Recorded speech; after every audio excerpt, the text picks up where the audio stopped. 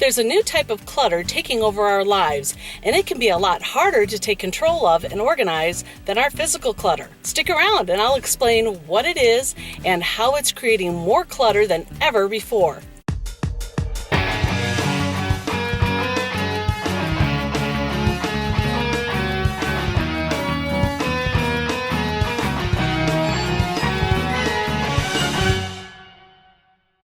Hi everyone, and thank you for checking in. If this is your first time visiting my channel, welcome. My name is Pam and I'm a professional organizer and my company is Organizer AZ911. If you like watching organizing tips, reaction videos, product testing videos, or organizing, cleaning, and time-saving hacks being tested, then go ahead and click on that red subscribe button below and ring the bell if you want post notifications. So in today's video, I want to talk about 3 very real ways technology is causing a much bigger problem in our lives than our physical belongings when it comes to clutter. I personally almost lost everything I had on my computer recently, and that terrifying experience led me to do this video. Now, if you've been a subscriber to my channel for a while, you'll know that last June I started uploading 3 videos every week. Believe me when I say that it was an aggressive goal to set and has taken up a lot more time than I thought it would. It wasn't just a matter of thinking up content, videotaping, and uploading it to my channel. I was also doing the editing and personally closed captioning my videos. I was also trying to close caption the backlog of over 300 previous videos. The closed captioning I'll talk about in a later video.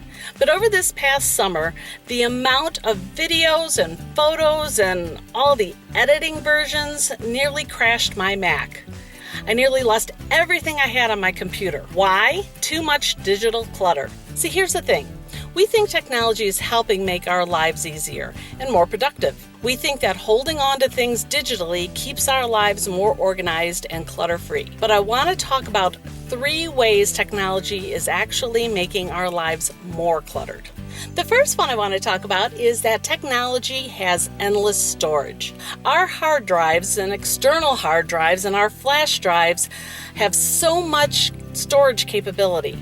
It's like if we owned every unit in a storage facility for ourselves for all of our physical possessions. Can you imagine how much stuff we'd own if we had all of that storage for our physical possessions? So we're rarely dealing with our digital clutter anymore. We just keep saving anything and everything to our computer. Why? Because it's easy. 1 or 2 clicks and it's saved. We're saving so much that we're losing track of it all. It's like a cluttered closet.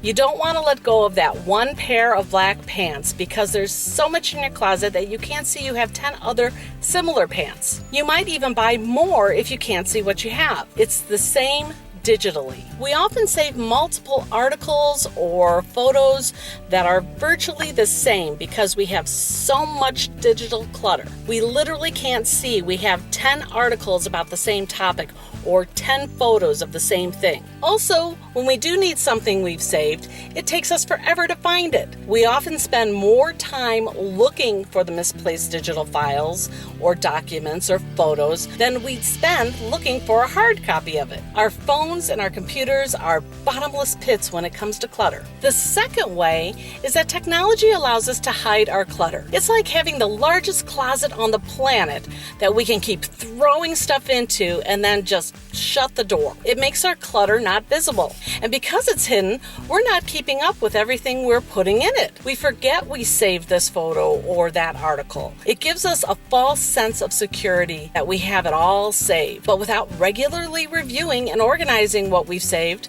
we won't know where to find the information when we need it. And the third way is that technology makes us think it's saving us time and work.